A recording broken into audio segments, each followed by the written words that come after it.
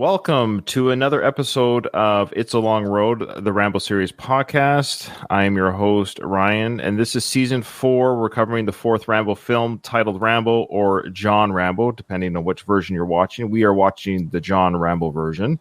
With me today, of course, is Dom, my co-host, and we have a special returning guest co-host, Nikki from Beat the Cult podcast. How you doing? Hi, Ryan. Thanks for having me back. Well, it's great to have you back. Yeah, you were great. You did, I think it was the first episode of season 3, I believe was your episode. Yes. Yeah. When we watched him walk in and do the stick fighting and all that. That's right. Now, I don't think what we're covering today is part of your favorite moments of Rambo 4. You mentioned the throat ripping scene. Well, why didn't you speak to it? Just tell us right now why you like that scene. Because he's aggressive. Oh, okay. All right. Nothing more aggressive than ripping out somebody's throat. That's for sure. Just speak briefly again of who you are and the podcast you run and your fandom of Sly. I actually run kind of an atheist agnostic podcast and Twitter page called Beat the Cult. We'll see how long Twitter lasts now that Elon Musk is kind of running rampant. I haven't posted in a couple of months. Things have been a little bit wild, but I basically just do videos criticizing religion. Ryan was on my podcast. It was really fun. They told a story, and that's kind of the theme, as I want people to see that very sensible, intelligent people leave religion after being involved for so long and that they still have their wits about them. So it was really great having you on. And I want to, I'm going to continue the podcast as time progresses and things calm down a bit. I'm a pretty big Sly fan. I didn't really start... I was raised watching Rocky with my dad. That's one of the two things we enjoy together is football and Stallone. So we both love Stallone, but I grew up watching him, but I didn't really start paying attention to Stallone until about 2 years ago when I was super big. I was 345 pounds and lost a bunch of weight. And then I started watching Rocky 4 one day.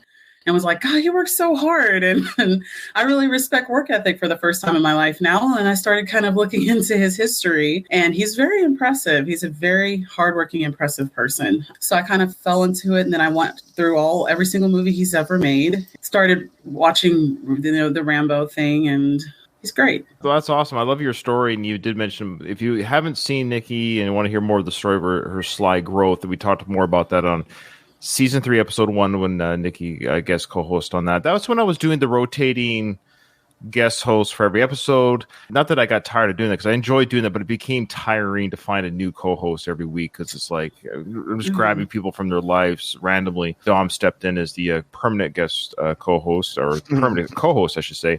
But this is great. We're having a third chair, which I think we'll do. I think we got somebody else lined up already for another returning co-host duties. So we like those who enjoy the show still, who might. But this way, if you were a guest co-host, you still listen, and you want to join, like Nikki said, hey, get me back on there again. I'll get you back on again. That's not a problem at all.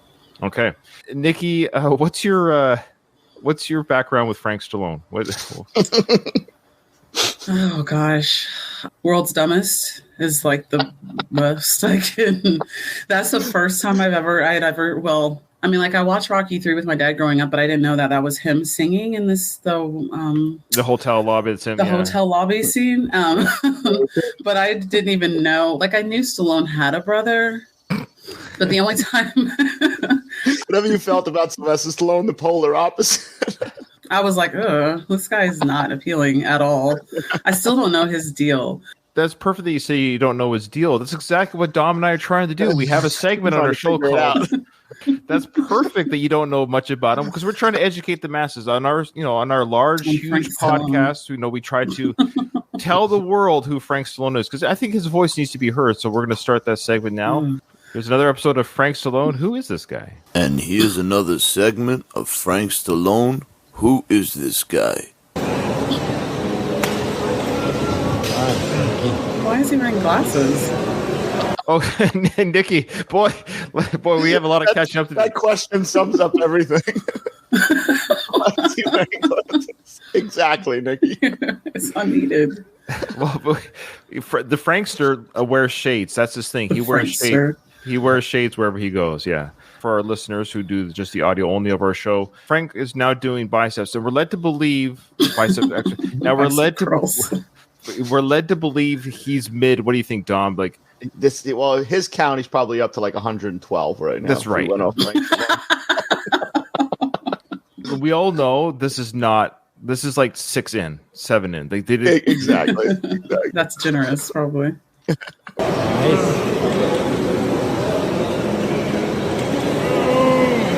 This is my most stubborn muscle, my biceps.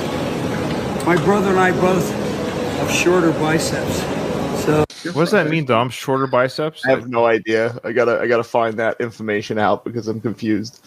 Well, I know Italians are sometimes not as tall as your other European counterparts.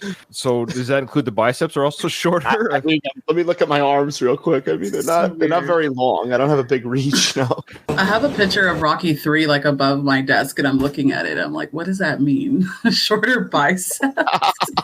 Long triceps, short biceps. Yep. Short biceps. Trans biceps. There you go. Dude, did you catch that? He's explaining that his biceps are trans. I'm just trying to get the correlation. He's talking trans.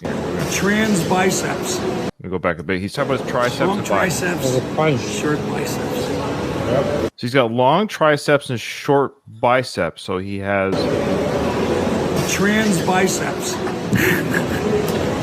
That's how that video ends. That was on his Instagram. What does a trans bicep mean there, Dom? Do you have any idea? No idea. But he thought he was clever. Do you see? He smiled at the end. Yeah, he smiled about it. It made sense in his brain, but that's Frank Stallone brain. So no brain at all. Yeah. Exactly. I think he's trying to say that his biceps. He wants them to transition, like the triceps, to be longer, to be bigger.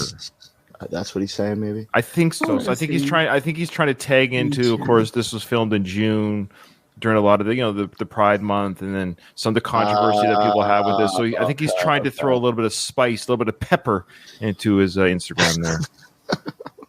Okay, here's the next video. Nice sitting on a park bench or outside somewhere. Hello, it is Tuesday, Gold's Day. Worked arms, feeling really good. Voice is coming back. Dom, his voice is coming back. I'm glad because you need his singing voice. You need Frank Stallone's singing voice. So yeah, Nikki, in the last 3 episodes of Frank Stallone, who is this guy? He has mentioned probably almost every video that his voice has either been lost or coming back due to the Chinese COVID. So he's mentioned that. Oh, that might be why his nieces did not want him on them. Wait, how long ago was this? Well, this Instagram videos right now are a week or 2 ago at the most. Did he have the vid a week ago? Well, he was sick. He never officially has verbalized that he was on the vid, but in his comment section when he writes on his videos, he talks about the China COVID and thank you to China for being sick. So voice has been hindered. Doing us all a favor. Well, no, yeah. Basically. Tomorrow night, the Family Stallone Paramount Plus, 12 o'clock. MTV and CMT. Stay well, stay healthy, and stay out of those crappy chemtrails. Say it. Okay. Oh, I love Frank. So, first video he mentions like QAnon or something. Yeah, the first video he mentions the transitioning muscles. Now in this video, he pointed to the sky and said, "Stay out of the chemtrails." Oh gosh. Okay, so is he going a little bit in the mind, or is he? Because he's 4 years younger than him. 4 years younger than Sly, is that right? So he's 69 right now? I think so, yeah. Or Stallone 71. is 77 as of July, isn't it? In 4 days. Is it that soon? Oh, he's 77 in 4 days? Oh, wow. Oh, good for him. So, so Frank is the Frankster is 72 or 3 or something. Okay. He's 72. Well, here we are, Tuesday in sunny Southern California. Had a good workout. Why is he standing like that? Well, because he's a tough guy. I love how he can never find anywhere quiet to do his videos. Never. That's one consistent. Nikki in all his videos, there's just talking. He finds noise in this place. There's a lot of ambient noise.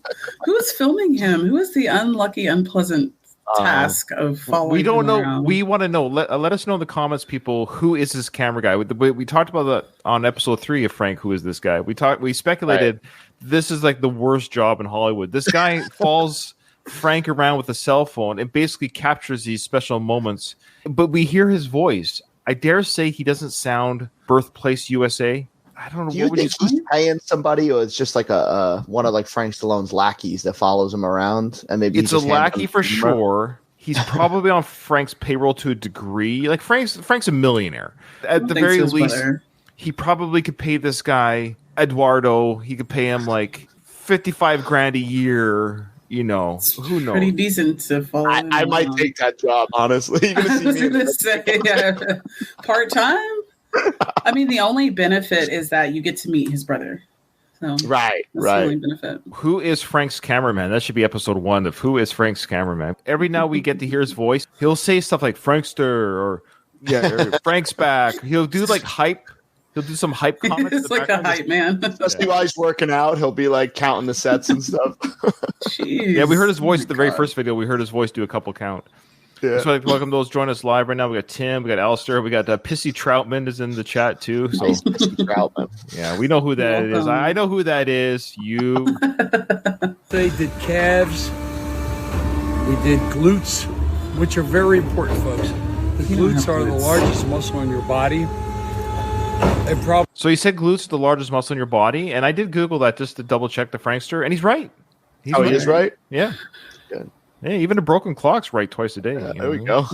We're the least worked out. But if you get good glutes, it strengthens everything. You look good in clothes. You don't want your ass looking like a pillowcase full of kittens running for the river. You don't want your butt looking like a pillowcase full of... He said cattens, by the way, not kittens. He combined kittens and cats together. Cattens. Does everyone know what a catten is? We mentioned, too, the background noise. Let's record right next to the excavator working behind the camera. Is that a bulldozer behind him? It's like something's getting towed. Pillowcase full of... There we go. Glutes, it strengthens everything.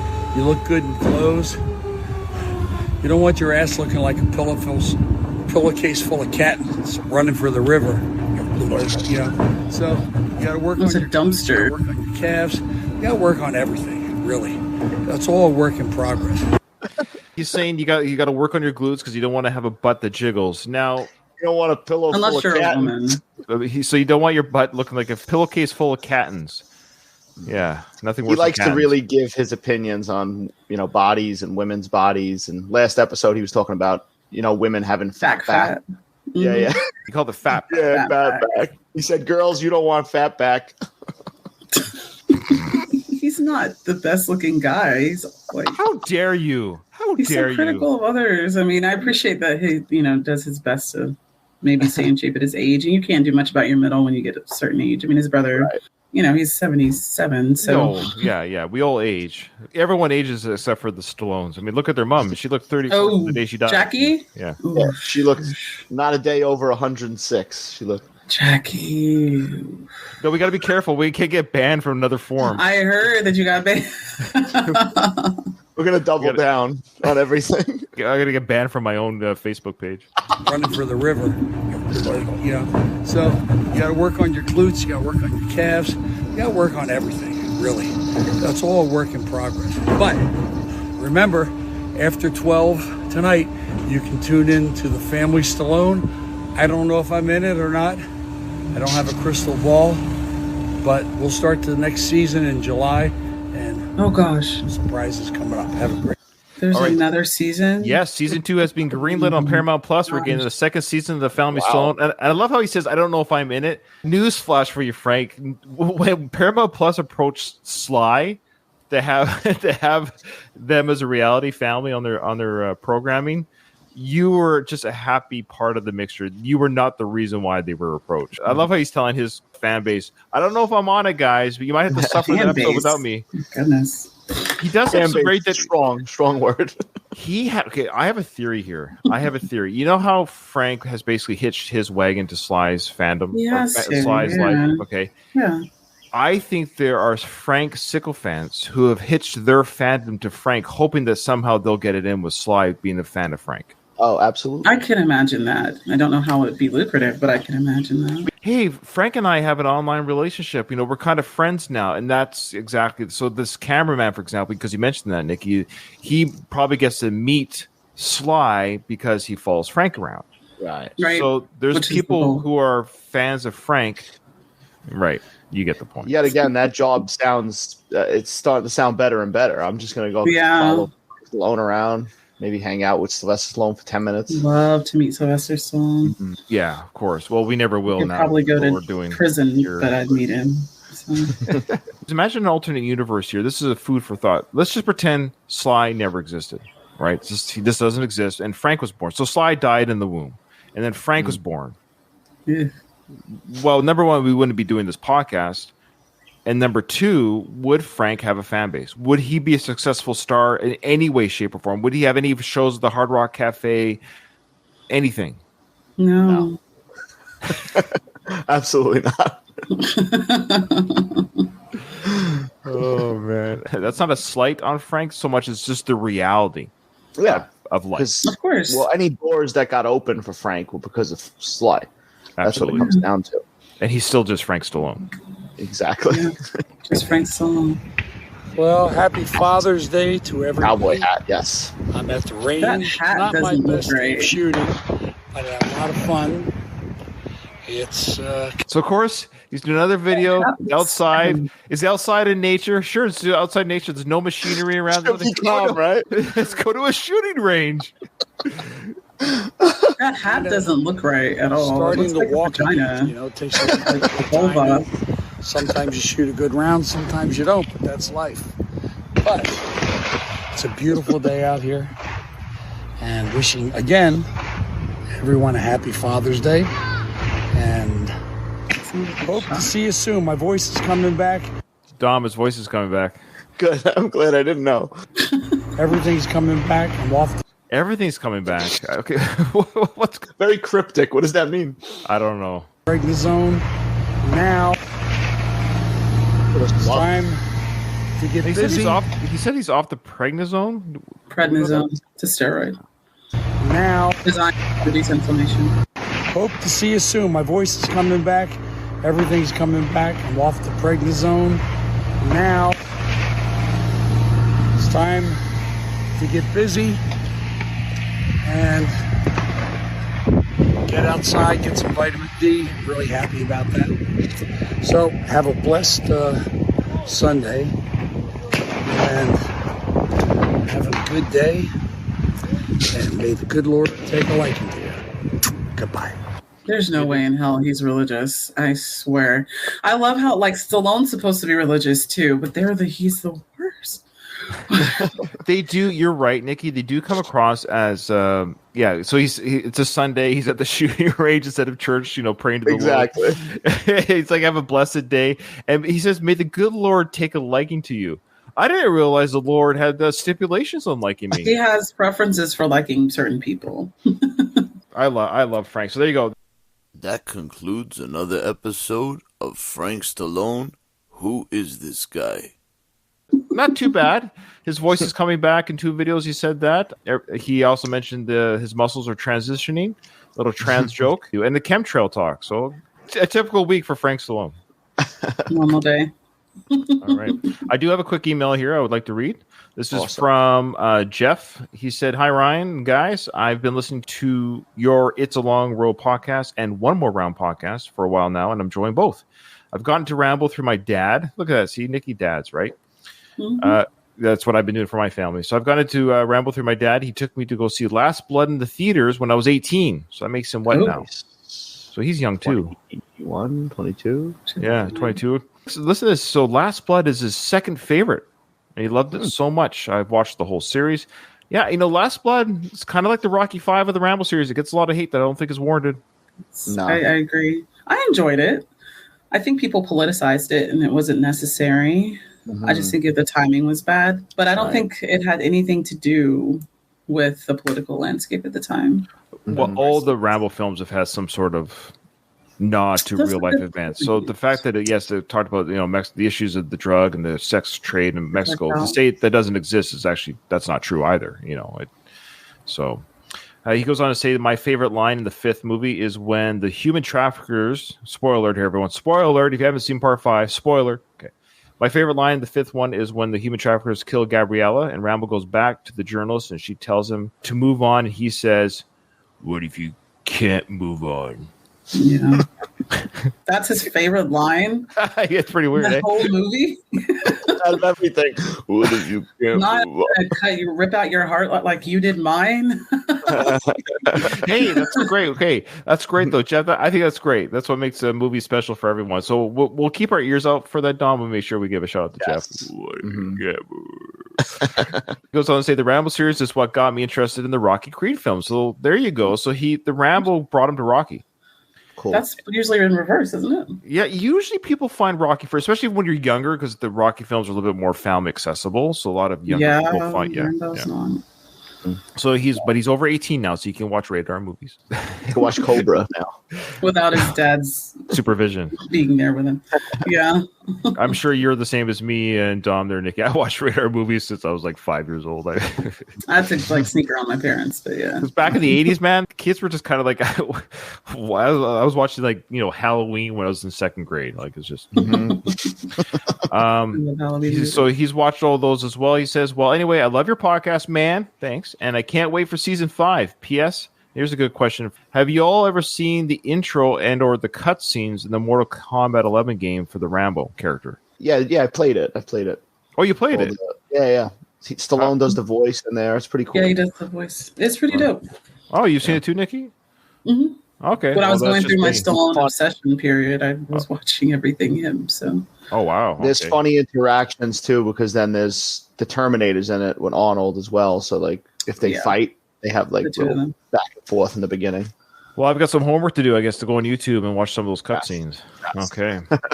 I knew he was a character in it, and I think I did know the slide did some of the voice work, but that must be alternate universe Rambo. There's no way that Rambo and Terminator fought each other. Yeah, no way.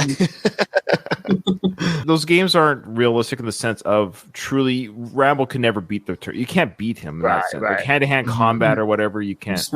But still fun to I'll go look at those cutscenes. Okay, so let's get into the film. On our last episode, we left off Rambo basically dropped off the mercenaries at the rendezvous point. They've told Boatman to stay with the boat. They come across in their journey the mercenaries from the freight boat. They come across the tall boy. Now, the tall boy is that tomboy. It's tall, Tall. Yeah. Okay. And it's an undetonated bomb that was dropped in the area during World War II. And this did happen. In fact, I found a news story about a tall boy in Poland that was in the reservoir in the water. That same thing had dropped during that war, World War II in the Poland waters. They tried to disarm it, but in the process of disarming the bomb, they detonated it. Oh God! Just leave it. Okay, yeah. So, what I find fascinating is, believe it or not, the Rambo film, that scene, of course, when Rambo detonates the tall boy and he runs away from it, and the explosion is huge. Granted, it's underwater, but still, you get the idea that they might have exaggerated the explosion in the film Rambo. But maybe people that know bombs better than me could tell me the reason why it was so small, comparatively speaking, in the film in real life is because it's underwater. So I'm going to show this to you guys right now. Extraordinary pictures coming up right now. So a huge World War II tall boy bomb in Poland has exploded as a team tried to remotely defuse it. Wow. Still pretty good. Still pretty good, though. What do you think? Hey, this footage was captured at the moment that the massive 12,000-pound earthquake bomb, which was known as, unexpectedly detonated, sending out, you can see that huge amount of water. Right there, you see that shockwave. So had that not been cushioned by the water, I wonder what and that is a pretty big area. So maybe, now that I'm analyzing the video a little bit, maybe they gave it a decent portrayal in the film. Earthquake bomb. Known as a good quality bomb, detonated, sending out. You can see that huge. Not bad for World War II. It was very well covered by cameras as well, doesn't it? No one, thankfully, was injured in the incident. Military divers were positioned at a safe distance, but the blast from the RAF device dropped in 1945 raid, shook some of the houses in the town nearby. So they were trying to defuse it, and that's what happened. Quite extraordinary. Quite unfortunate. Nobody was hurt, I suppose. Yeah. Kind of interesting. Now we'll go back to the film here. They're just walking through the forest, and they come across the tall boy here.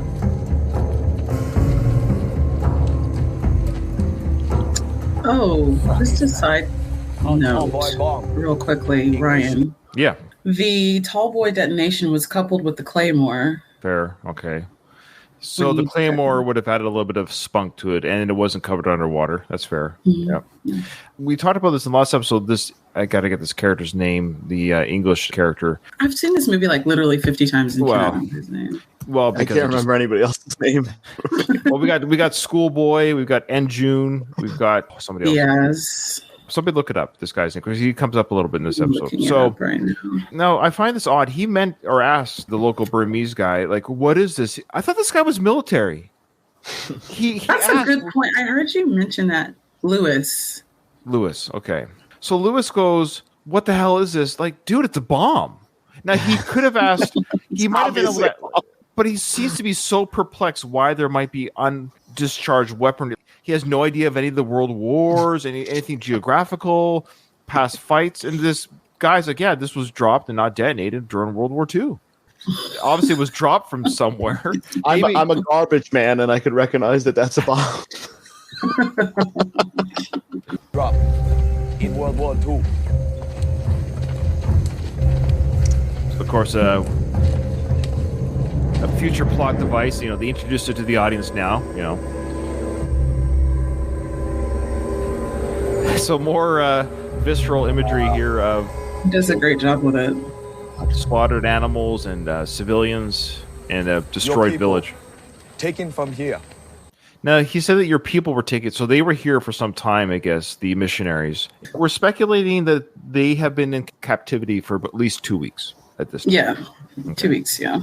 So the bodies are fairly decomposed. I guess that's about right, because we'll get to see a head on a stick coming up here. Stallone did a really good job with the imagery. He made it very, as you said, visceral, and he just did a really good job with the movie in general. Well, we talked about during the village massacre scene, the feel-good scene of the movie. That was rough. Funny, we made a comment during the live view and recording of that, like, oh, at least we don't see any kids on a stick. And then I went through the editing. They threw him into a fire. There's one kid that was chucked into the fire, yes, but there was another kid literally bayonet. Yeah, I don't know why we missed that. I think we were like half watching it. We were like, oh, this I think we mentally blocked it out. He did a very good job depicting the realities of war. Oh, there's the head on the stick. Did you see it? Yeah, there's a picture of Stallone with the mercenaries, just all of them with a picture of that. Oh, really? Okay, I'll see if I can find that online and put that in the episode here.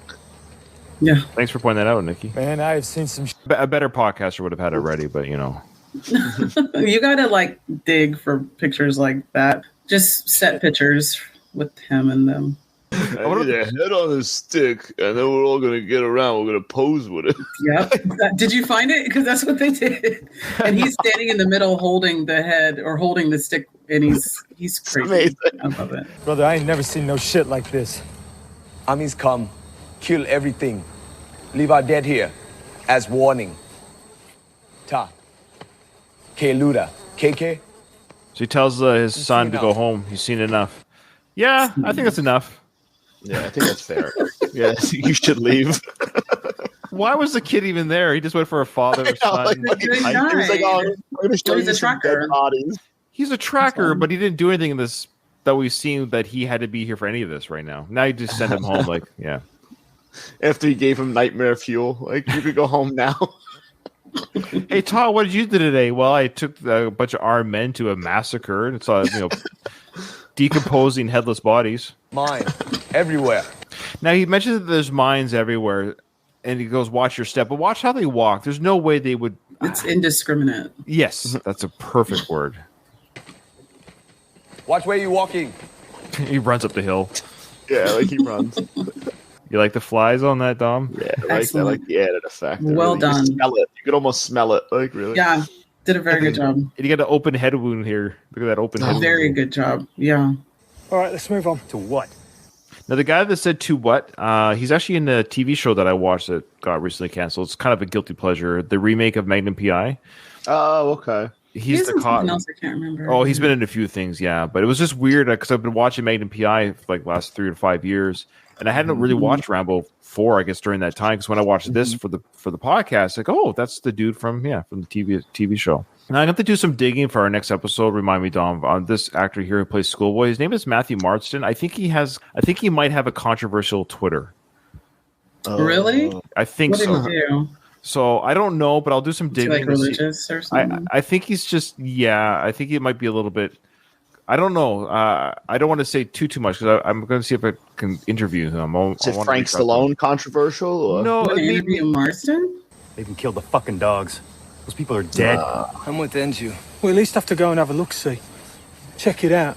I'm with you. Let's check it out. Check what? They're 100 strong. Hey, we took the man's money. Schoolboy's right. We took the money. We got to at least take a look to see where the missionaries are. They may be dumped somewhere. There might be bodies. We have to have some sort of closure on this. But I don't know why the guy gets mad when after Schoolboy says that. He goes, we took the man's money, and he's about to react angrily to that statement. Hey, just calm down. We go there, and we see what's what. If anything's wrong, anything at all, we leave. Now, if anything's wrong, anything at all, we'll leave. Yeah, they're kidnapped. That's wrong. That's something wrong, right? Like, not very strong dialogue. It should be, if there's a way we can get them out, we'll get them out. Right. Which way? This way. Ami, go.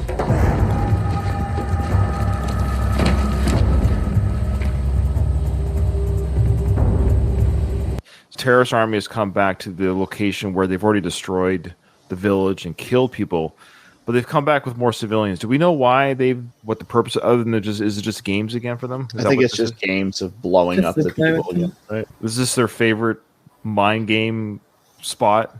Yeah. Run and blow them up, throw mines in the water.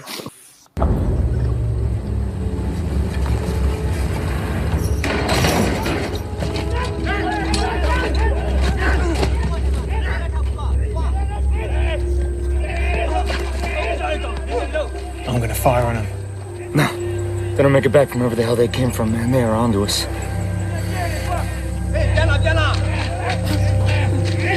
So they're making bets of who will or won't survive, I guess. It doesn't indicate what it is. They said, I got the one on the right, I got the one in the end.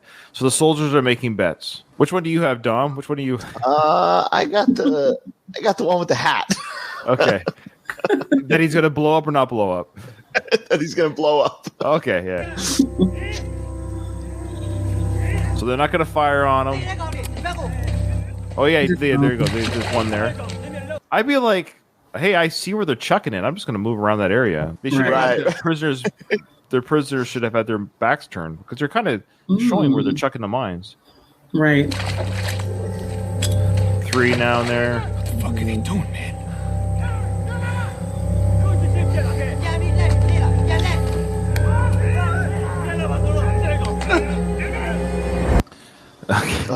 One more shot of that head.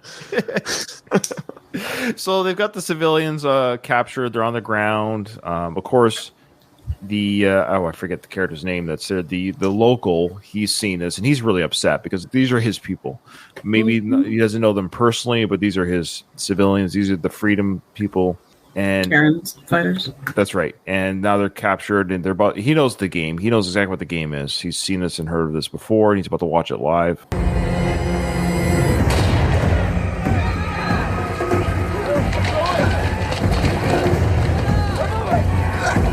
So those guys are running across the water. I am a little confused by the game because I think they all make it across without blowing up, and they get to the ledge. Is it they just try to get them back in the water at the end? They're trying to get them to run back after. Oh, I see. Just keep going back and forth. I see. Louise is back, and Pissy Troutman left the chat, so that's weird.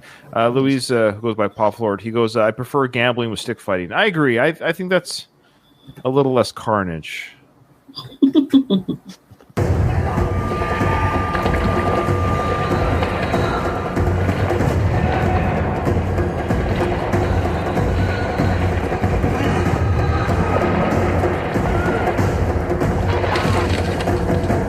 Made it across. Look at the one guy from before there lying on the bank. They did such a good job with the. Is that a real person or a mannequin there? I've been trying to figure that out too, and they did such a good job with like the rigor, and they did a great job. They did. Yeah, it's time to go back. You guys have to go back. Our game's not over yet. See, they could have easily shot them, but they didn't. They're torching them mentally. just shooting around them to force them back. They want to watch them blow up. So the tension's building. I love this moment here. Of course, we're going to play it out a little bit because we'll play it out for the YouTube, but then I'll explain audibly what happens, of course, for our audio listeners. Again, the shot. Start running in the water, guys. Start running.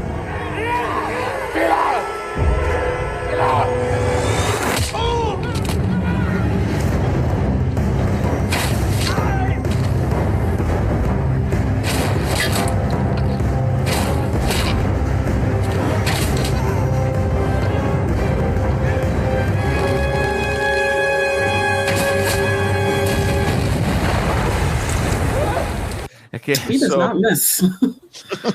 He does not miss at all. So Rambo got all 4 or 5 soldiers with his bow and arrow, and that's the way to kill them too, because there's no alerting anyone else around the area of extra gunfire. The civilians. That's what he said in Rambo 2 when he's talking to Ko. He said it makes no sound. That's right. That's right. Alistair says that's the best part of the film. It is a wonderful part of the film, and I agree because now we did see the boat scene, of course, when he shoots the pirates. That's a great little Rambo killing moment there too, because that was the first one he does in that. But I agree with Alistair. This is it's in the discussion with the best parts of the film. This is what he feels the best. You're right. It's that proper. It does feel like old school Rambo to a degree. It feels like Rambo 2 and 3. It has that feeling of Rambo coming in like the superhero that he is, comes in, takes care of business. The odds are against the innocent, and Rambo comes in. It's a superhero moment. Love it. So the civilians run away. Good. They're safe for now. I love how, for good measure, the guy that got 2 arrows through him lands on a mine. Right. Just in case he's not dead. Rambo just kills everyone here, right? And then he just kind of like saunters out of the forest, and they all run to him. This is the way they go to him. Like, who is this guy? It's like this godlike. He ain't just a boat guy. He ain't just a boat guy. Who are you, boatman? Where'd you learn to kill like that? This version is so much better. The director's cut. In what way? What do you feel? Why do you say that? Because that scene, that question, where'd you learn to kill like that? He didn't ask that in the original one. He just asked you, who are you? Where'd you learn to kill like that is just a much better question, I think. This also answers the question that Dom and I had at the beginning of the season is how much does Lewis know about Rambo? We talked about it during the boat ride. Now we know he doesn't know. He only thinks he's a boatman that catches snakes. So the intel on Rambo is nil with this guy, which now that we know more about Lewis, I'm not surprised. He didn't even know what a bomb was. So right. And he doesn't understand that humans live in the wilderness other than like he's so weirdly uninformed about how the world operates for someone who's supposed to be a trained mercenary. Exactly. Let's move. They're gonna come hunting our asses down when these guys don't show up. I got people to live for, man. We don't need this shit. We're going back to the boat. Maybe we'll just talk about it right now. So Rambo's about to say, no, you're not going to go back to the boat. Why does he force Lewis to stay? Some extra hands, I guess. That might be the only thing. Because now he's thinking of Sarah, the blonde-haired missionary, because he's on a rescue mission. Now, Rambo's involved. He's all in. Okay.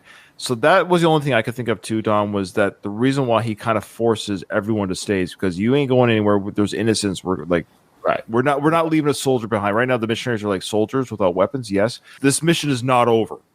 Right. Any way he's going to coerce these people to stay, he's going to say. You're right, Alistair. The actor who plays Lewis is pretty Ricky Collins' handler in Creed, the first film. Yeah. Really?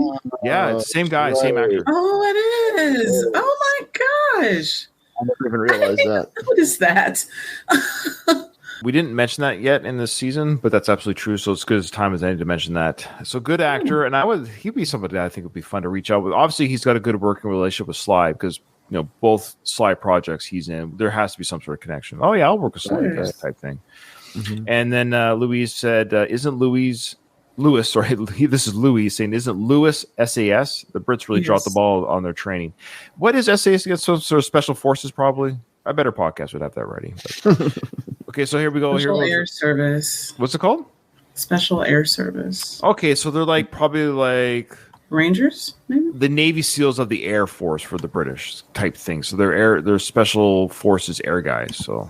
You would think this guy's been around the world and done stuff. It's odd that he's especially if he's air service. He doesn't know what a bomb drop from from an English plane, no less. English. His people dropped that weapon. Right. Oh, good point. They did. Wow. No, you're not. What did you say? I don't give a fuck who you are. You say another word and I swear on my kids' eyes I'll kill you. So aggressive. I love it. He says, I'm going to kill you if you say another word. Now, obviously, I think he's saying that out of fear, too. But I love it. Rambo does certainly say another word, but before he talks, he makes sure he's he's got himself covered before he starts talking. Yeah, Rambo's pretty intense. Yeah. Let's go.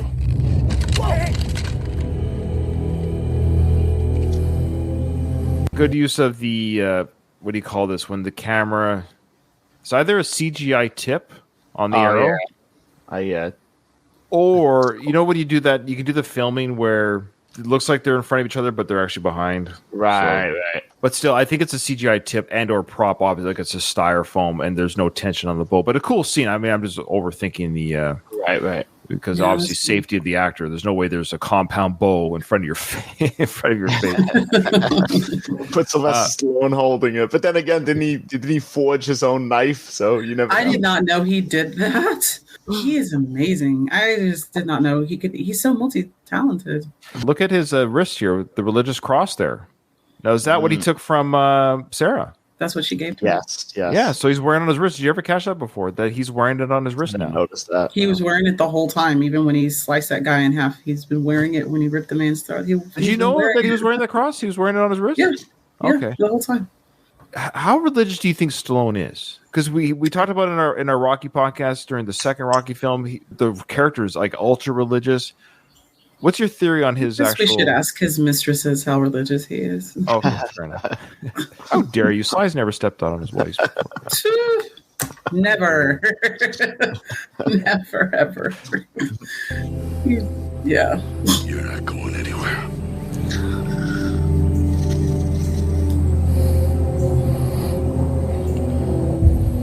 And there isn't one of us that doesn't want to be someplace else. But this is what we do. Who we are. See, now that's what I mean. He's fully in. He's saying, of course, I'd rather be somewhere else, but this is what we do. This is who we are. We can't change who we are, Adrian. Change who we are.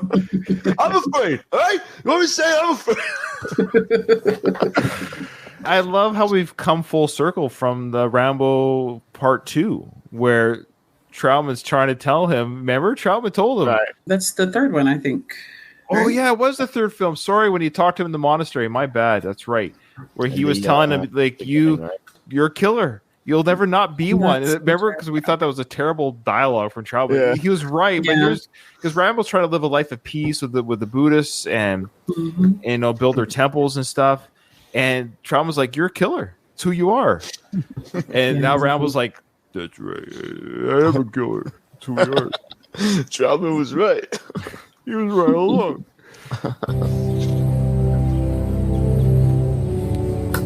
Live for nothing or die for something. See that little look he gave after he gave that big little tagline speech there? He looked to the right a little bit like, you guys like that one? That's pretty good, right? I think I came up with that one myself. Or something. Like, let's go back again. I just want to watch that. He looks to his right a little bit. Like, that was good, right? This is what we do. Who we are. Live for nothing. Or die for something. You see that? And then I love the mercenaries' responses. They're like, yeah, that's good. I like that. I'm going to put that in our back pocket. And they all like, I think we're going to follow this guy now. See, watch. Yeah, that was good. That was good. Not bad. Either that or they think he's going to kill them all if they don't go along with it. Probably would. Then he pulls the bow back a little bit more and says, your call. So he's really making a point here. Like, and he also knows that the guys won't shoot him because if they shoot him, he loses his grip on the compound bow and the arrow goes. Yeah. Good point. So he asks him, do you know where the compound is? Yep. Yeah. Let's move. That's different from the original because Mars didn't ask him, what's your call? And he's like, let's move in the other version. So. Oh wow, we should have Nikki on. Boy, she seems like she's a better podcaster than we are regarding this. We're like Dominic, we don't know the original very well. I haven't watched this movie in 5 years. Really? Oh my god, I've watched this movie so many times in the past year. Both versions. Good. Yeah. Well, we'll probably have you on again. This is Sly's version. This is his. That's right. We made that call. We were like, because we are the number one Rambo podcast in the world. we decided to let's do the proper director's cut version. If you're going to do it, you might as well do Sly's version. Yeah. Yeah. Exactly. And I believe this is the scene where we get to see what these guys do at the camp for fun. Is that what we see here? Yeah, wasting time.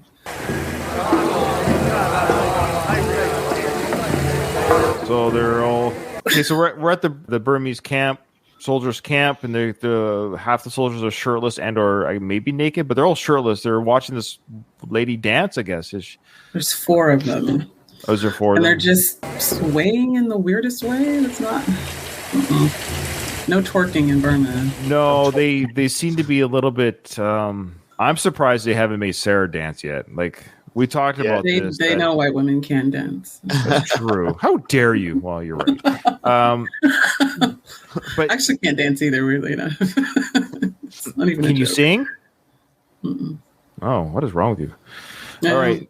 I think we're led to believe that Sarah truly hasn't been tainted yet by the men. I don't think she has. I don't know how that's possible, but I don't know if it's ever. Do you remember? Did they indicate that she might have been Nikki? Your viewing experience might tell us. So in reality, because originally when he said they would have raped her 50 times and cut your heads off, they would have ripped her 50 times and cut your fucking heads off. Sorry. That's my favorite line of this. Yeah, that's yeah, take that, Alistair. That's the best line for part 4. Or those Jeff, sorry for the email, Jeff. Yes. Yeah. You kind of made a point in the first one about the white woman being raped. I think that is like a taboo to portray in especially a movie like this. And I think it's taboo to really portray in general because, let me not. But certain people are very prized. So, even though in reality she would have been raped, I don't think Stallone would depict that. They would have filmed it, but they didn't even indicate any kind of trauma. Like I said, her clothes aren't ripped. She's not just a brassiere type thing, or he wouldn't even indicate it. And I thought of that myself, the several times I've seen this. I was like, was the implication that she was going to be the first time, and that's when he showed up to stop it. You know what's funny? So when Rambo gets there, he's like. So when Rambo gets there, he should have had him so did they rape you 50? How many times did they do it? Well, I'll be damned. I was pretty sure that they were going to do it by now. Yeah, it loses a little bit the believability there. It does. Oh, that's funny. They wouldn't have just had her just sitting there, even if they were torturing her or something. She wouldn't have made it a night in the camp. Oh, definitely no. Definitely not. She'd I be agree. Dead. So she's still down there looking around. The soldiers walking around. She's in captivity.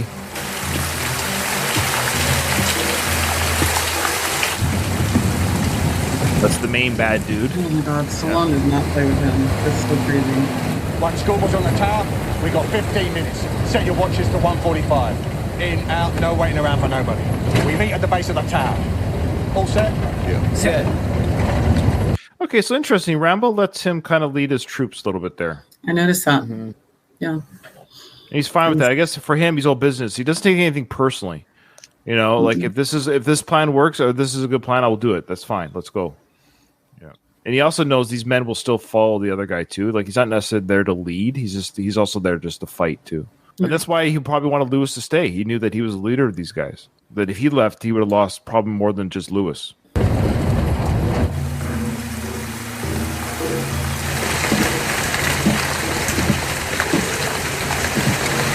We got Schoolboy, of course, setting up his position with that probably the largest sniper rifle they could have.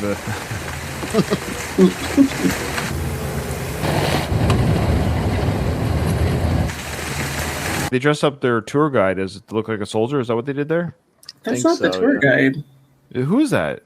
I don't know. That is so weird. Like I don't know who that guy is. I've been trying to figure that out. Is that not the tour guide? No, the tour guide's much younger than that guy. So odd. So Schoolboy's on the tower. He's going to assassinate, I guess, one of the guards so he can have a shot. He can have the higher ground. Is I think what's happening here. That is not the tour guide.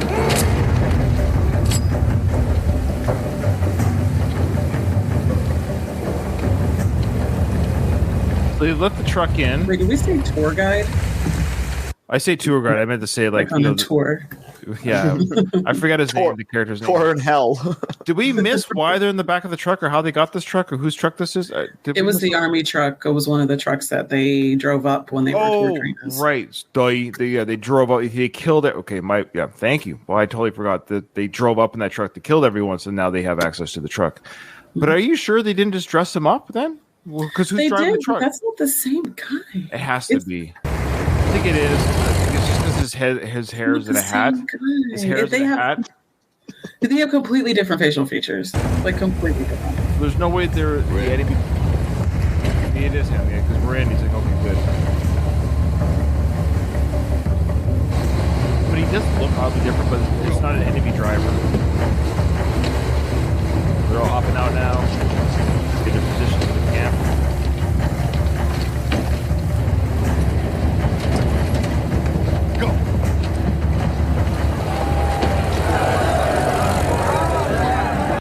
Okay, there's the four of them. Okay. I love how excited the men are getting. Like, it's like, yeah.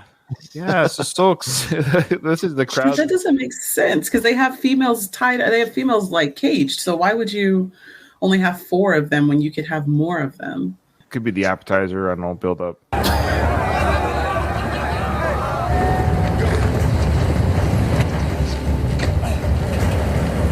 Like the worst striptease show ever. That was a great barrel roll. He just did. Yeah, that was Sly doing that. Like 60 years old in that. Yeah, how old is he in this one? He would have been 61, I think. Crazy. Yeah, it was 2 years after. Yeah, he was 61. That's right. He was 59 during the filming of Rocky Balboa. Yeah. Right.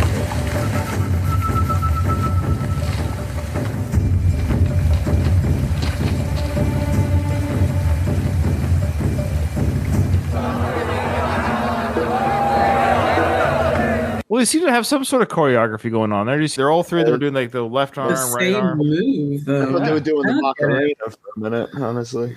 Just go up just a little bit there. I just want to see that moving again. Did they rehearse this before they went up there? Like, okay, see, look back and forth. Before you go for this. Okay, girls, just like we rehearsed. You ready? Entertainment is so much different than American entertainment. That's like what I'm wondering. Are they prisoners or were they brought in? That's a good question. I think they're both, right? They look kind of dirty. They look dead inside, so I'm going to go with the prisoners. They look dead inside, unlike the the exotic dancers we have here in America. Right. We're very lively and animated. Yeah. Was that shot up a man's butt there for a reason? That was a female's butt. Oh, sorry. I hope. See, that's how you can tell that it's too small because you can't tell the difference. If you could, because you just asked if it was a man. That was a female dimorphically. That was flat ass. Flat and then hipless. We've been talking about flat ass. Now we got to see some flat ass. Was that a Frank Stallone approved butt? That's a Frank Stallone approved butt. Okay, maybe. Yeah. No fat back on that. There's no fat back on that individual, and there was no cats in the pillowcase or cat. None at all. No cats. Well, a few cats in the pillow.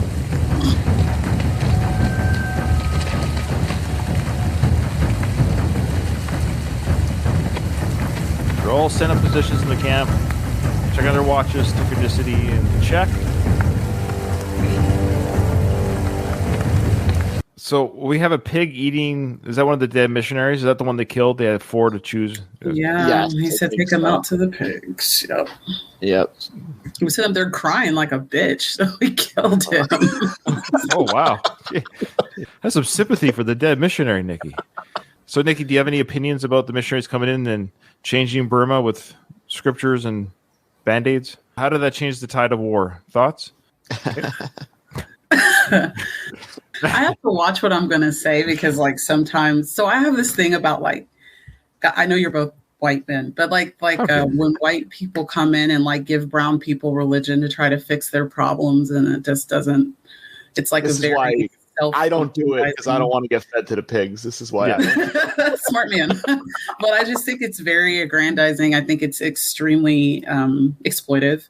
It's been the white way. You're right. From the Spanish Inquisitions, I know they are considered white as far as I'm concerned. But and the missionaries to Africa. This has been the thing. It is. You're right. Yeah. That the Western culture, which is based a lot of it in Christianity upbringing, that we go to this. We are this way because we are Christian. Where you should just argue, say we're this way, not this way, but our country or city or people or community is this way because we just believe in not, raping and murdering, but it has nothing to do with God. You could say like, hey, why don't we put down our weapons? Let's talk about building schools. No, you put down your weapons and then we'll come in and take your shit. And I know. Which is, I am one of those people who to the victor go the spoils. If you're not strong enough, you're not. So like, that's just kind of how I view it. I have even my white friends are like, that's so. And I'm like, well, there's only so many resources. If you go take it, if people can't stop you, it's one thing. So, but like in this case, like they're just exploiting their poverty and ignorance. I mean, and expecting them to think Jesus can fix their issues. And that's not realistic. Well, it didn't work out for this missionary anyways. He's pig food right now, literally. Yep. Rambo's just happy it's not Sarah. He has a thunder, yeah. Don't talk. Where's the girl? She's over there. You're tied in. We'll be back for you. He said, where's the girl? His fiance, right? Yeah, their fiance. Yeah, I don't understand that at all. If I had ended up in her situation and I came to Burma with that man, I would not leave with him. Not after all of this. What are you talking leave about? With Rambo. You got to leave with Rambo. You stay with Rambo. You can't rip a man's throat out in front of me and me not pledge my whole uterus to you. What are you talking about? I'd leave with Rambo at that point myself. Like, what? This man's beta ass. I know. He said, where's the girl? Did I miss that? Mm-hmm. Where's that blonde hair girl that gave me those looks?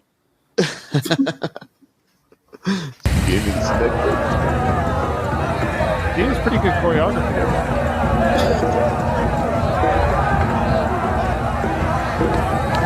Oh, he's not happy with it. Yeah, he threw a cigarette at one of the girls. He's not happy with this dance. Probably saw the same dance routine yesterday. They're probably getting tired. Exactly. He's getting bored. Give us some new moves. Come on, new moves. Yeah. They're so excited now. Look at us being terrible to the woman. Yay. There's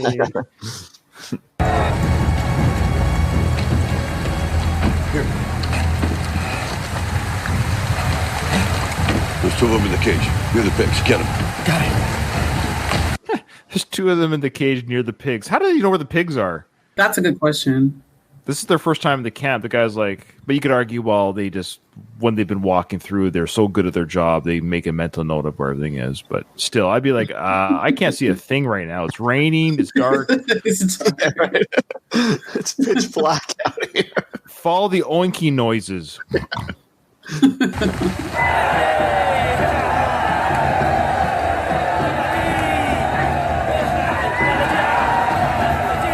Hey, look at me, everyone. I'm going to assault them on stage. Isn't this great? They're cheering them on. That's like the simplest thing that happens to them. I know.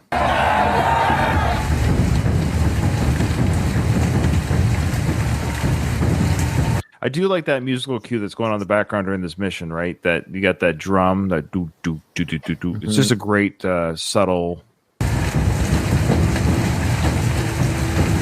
Now, why does he have that chainmail over his head? Is that chainmail? Looks like he's fighting in the like a knight, right? It's off. Looks like chainmail on his head or something. He doesn't know what year it is.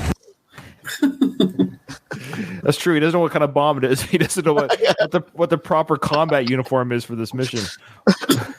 The hell's the helmet? Drinks on them now and trying to humiliate them in front of the crowd is what they're doing, right? Why are they in the cages? They should. It's just such a waste of resources. I mean, I'm not that women are resources, but like, I know it sounds bad. Girls dancing. You wanted more girls dancing up there. It just doesn't make sense to me. Like, if you have like, this is okay with the Rambo 5 thing. They treat their the prostitutes so badly. Like, why would you? You should keep them. Oh, I know what you're saying. I think not use prostitutes, but from what I can gather from victims of sexual assault, and the ones that are kidnapped and stuff, that the human trafficking, it seems, I think it keeps them in control. I think when you degrade them to that point where, because then anything you give them that's remotely not torture or beating up or anything, then it's like, oh, well, I guess I'm just having sex with this guy. So it's almost like, I don't know what the reasons are, but you're right. You think, why wouldn't you want to keep if you want to talk about the women and children, I guess, like stock, like you're saying, like property, why would you want to? Children as well, right? Yeah, but it's heartbreaking and horrific. This stuff happens. What we're seeing, but you're right. I think what it does, it just keeps them, their morale's never up. Yeah, broken. That's right. They're broken the whole time. Yeah.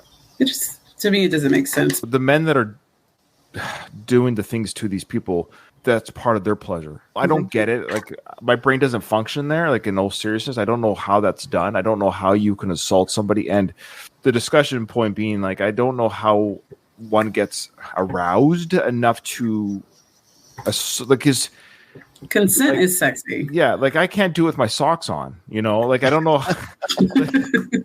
like you got to set the table, so to speak. And these men who do this, I don't know how they. I don't know how they are able to get that way when it's so violent and gross. I don't get it. Yeah. All right, so I think the traps are set. The men are in.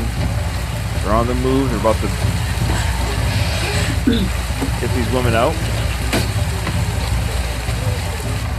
That is the tour guide dude. I forget his name because he's in his uniform right now, letting these women out. Yeah, they switched back to him, but the driver was not him. They should have done a quick little scene of them getting into the truck. I agree. It would have taken 6 seconds or 10 seconds. All right, guys, load up the gear. Take what you can from this truck. Tour guide dude, put on their uniform. Let's go. Just done. And then we would have known that's how. Because I'm not an idiot, but it took me a second. Like, whose truck is this? Why are we here? Would have avoided the whole conversation as why in the back of the truck and whose truck it is and who's driving. Yeah. Anyways, it's like National Geographic. How just one male just takes the female and fights the other males off and runs off. It's animalistic, absolutely animalistic. It's very National Geographic. Yeah. The woman gets thrown into the crowd of men, and the stronger guy grabs her. The strongest male grabs. Yeah. Yeah. Holy shit. It's like a juxtaposition between evil and more evil, because now we've been talking this whole time about how these men are, now sexually assaulting and assaulting the women that were on stage. They're going to be raped. And then this leader guy's walking around the camp kind of casually. He's not participating. Like, we see him not participating. Like, we're thinking, that might explain why Sarah wasn't touched. It's not his preference. Good point. Yeah, because Sarah would be his prisoner. You're right. So maybe he has no preference. And what we're referring to, of course, people, is this poor child as a prisoner. And that's what he's interested in. Yeah. Oh, my God. Yeah. And unfortunately, this is a reality in the world, folks. Yeah. Like, wow. And Rambo sees. But he wrote that shit. Stallone wrote it. I just want to go back to Rambo 2. I just want to go back to Rambo 2. Yeah, right. I just go back to Rambo. Maybe back to the electrocution scene. And I'm coming to get you. Just give me that stuff. I just want that stuff. This movie is very. Stallone did a great job with it. Yeah, it's just. It goes to those places. Can we go back to the feel-good moments of Rambo 3? Yeah. dragging an animal carcass around on the horse. Imagine if that boy was the same boy from Rambo 3, though. Oh God, he'd be like 50 years old now, right? Yeah, that's true. What's interesting, though, is the Rambo character, of course, he sees this, and he's obviously putting everything together. There's children, prisoners, and they're being abused. And even he's like, puts his head down in disgust, and he's like, oh, I can't believe this is what we're dealing with here in this camp. Because he's seen all the horrors of war, but this is the thing that makes him put his head down in disgust. Like, I don't think we've seen that in any of the other parts of the films where he's really showing any kind of, this is too much. When he sees the child, that's the moment where he's like, I can't. And Alistair does bring up a good point that they amp up the violence and the deplorable behavior, essentially, to justify the massacre at the end of the film. I think is what it is. Yeah, the way Stallone kills this man by absolutely cutting him in half is that's violent. I did make the criticism, and maybe unjustly so, but I think I've made the criticism because the John Rambo cut is the longer cut, and it's actually not a short film, so it actually has a lot more footage. And I think this scene is probably, I would say dragged out more, but I think it's extended a little bit more. We see a little bit more of this infiltration of the enemy camp. And I mentioned in previous criticisms that they should have had a stealthy type mission, hand-to-hand combat, and I think that's what we're getting a little bit here. I think we are seeing the Rambo character with the mercenaries being able to infiltrate the camp and get around and be sneaky and stuff. So that definitely is happening. So I'll give a little bit of credit there that maybe I'd forgotten in my criticism of the film. I had not seen it in a few years, but it still would have been nice to maybe put this at the end. I think they could have almost like flipped this around a little bit, had the massacre. You could have shown us some of this, maybe just have a recon mission and then do another kind of infiltrate the camp, and then have that 50 cal scene when they break in the camp, break the prisoners out, and then have. I kind of wish it ended the film maybe on that big action sequence. That's fine, because maybe it just feels different in this extended cut. Because this movie is feeling different to me than it feels very different. Yeah. He didn't. Okay, sorry. There's differences. Well, the kid, he like rubs the kid's head and a bunch of other stuff in the other one. They cut it out for this. Interesting. So they toned that part down for this part. Okay. They did tone this part. It's like, we get it. He's a pedophile. Yeah, we do. He's a pedophile. Come on. Yes, Sarah? Shut up. Come on.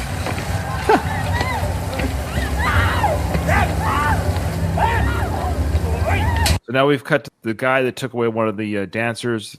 They're out in the rain. He's just slapped her. So we're seeing this sequence kind of play out. This is what he wanted to do to her alone. Outside.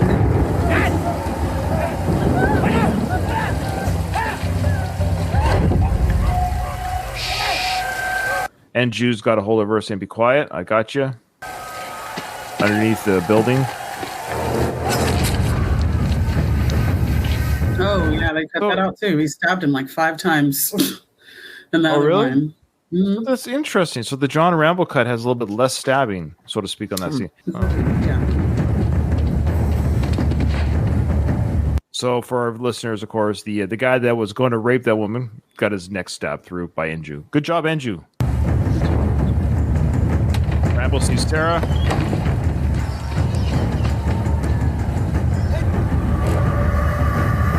Here we go.